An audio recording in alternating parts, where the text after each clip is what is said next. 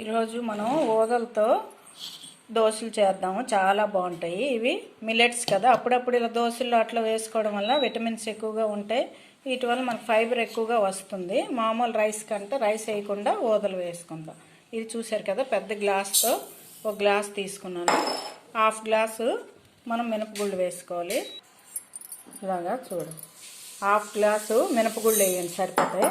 ఒక tea spoon మెంతులు వేసి బాగా నీట్గా వాటర్ వేసి కడుక్కోవాలి. ఒకటే చూడవచ్చు, ఇలాగా వాటర్ వేసుకొని నీట్గా బాగా కడుక్కోవాలి. ఒక 2 సార్లు కడుక్కొని ఒక 3 నుంచి 4 గంటలు నానితే చాలు. ఊదలు కూడా బాగా నానిపోతాయి. ఒక 4 గంటలు నానిన తర్వాత అప్పుడు మిక్సీలో వేసుకున్నా కూడా బాగానే వస్తుంది. చూసారు కదా, ఇలా నానబెట్టుకోండి. ఇలాగా పిండి చూసారు కదా, నైట్ అంతా ఉంటే ఇలా పులుస్తుంది. దీంట్లో కొంచెం వాటర్ వేసుకొని టేస్ట్కి తగినంత సాల్ట్ వేసుకోండి. సాల్ట్ కొంచెం తగ్గిస్తేనే మంచిది. చట్నీలో తింటారు కదా, అందులో ఉంటుంది సాల్ట్, సరిపోతుంది. ఇలాగా బాగా కలుపుకోవాలి. ఇలా కలిపిన పిండి పక్కన పెట్టుకుందాం. సాల్ట్ కలిపాం కదా, ఇప్పుడు పొయ్యి మీద అట్ల రేక వేసుకొని ఇది వేడెక్కే వరకు కొంచెం వేడెక్కిద్దాం. ఈలోపు చూసారా, ప్లేట్లో ఒక స్పూన్ ఆయిల్ తీసుకోండి. ఇలాగా ఆయిల్ తీసుకొని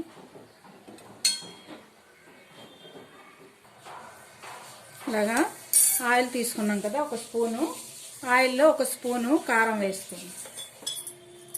మనకి స్ట్రీట్స్లో దోశలు ఉంటాయి కదా, ఇలా కలర్ఫుల్గా ఉంటుంది. ఇదిగోండి, ఇలాంటి కారమే వేస్తారు. ఇలాగ ఆయిల్లో కలుపుకుంటే మా ఇంట్లో ఉన్న ఆయిల్ కారం కూడా మంచిది. ఇప్పుడు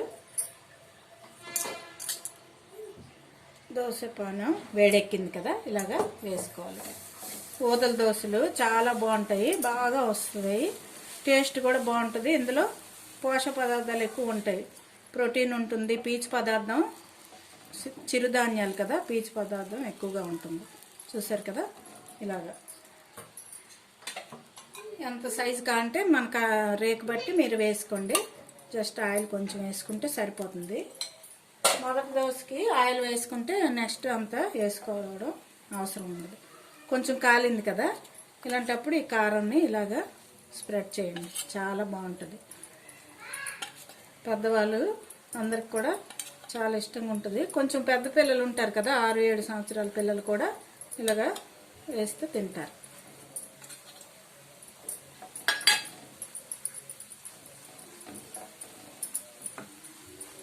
దీని మీద మనం ఆనియన్స్ కూడా వేసుకుందాం.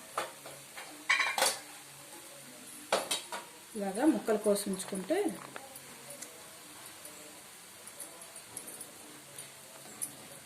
ఇలా వేసుకోండి. ఇలాగా 1 మినిట్ కొంచెం మీద కూడా కాలుతుంది, బాగానే ఉంటుంది. కొంచెం ఎర్రగా కిందన అయ్యే వరకు కాల్చుకోవాలి.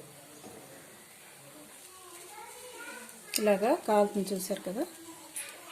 దీన్ని ఇలా మనం చుట్టూ తీసుకొని బాగా అట్టు వచ్చేస్తుంది. చాలా బాగుంటుంది. చూడండి ఎంత కలర్ఫుల్గా.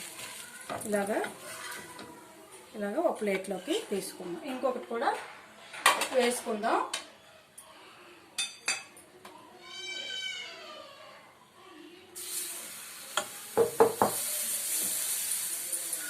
ఇలాగా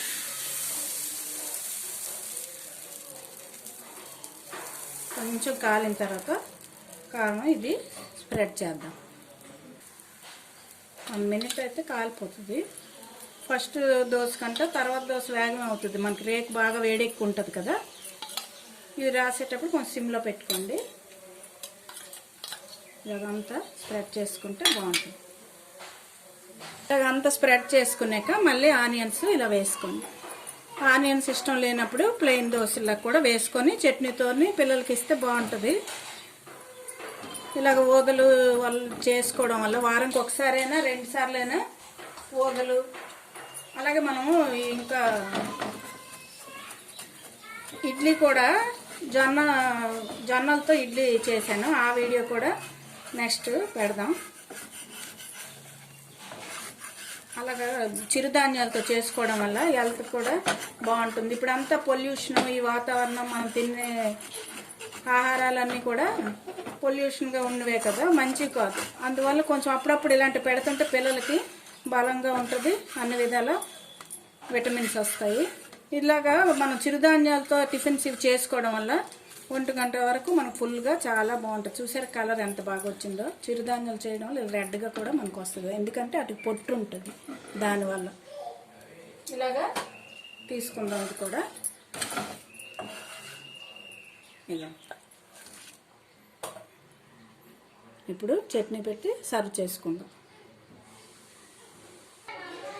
చూసారు కదా, ఇలాగా డిష్ అవుట్ చేసుకోండి. ఎంతో బాగుంటుంది, స్మూత్గా బాగా వస్తుంది, టేస్టీగా ఉంటుంది. ఒకసారి ట్రై చేయండి. మీకు ఎలా వచ్చిందో కామెంట్ బాక్స్లో రాయండి. ఈ వీడియో మీకు నచ్చినట్లయితే షేర్ చేయండి, లైక్ చేయండి. కొత్తగా చూసే వాళ్ళైతే సబ్స్క్రైబ్ చేసుకోండి. Okay, thank you for watching.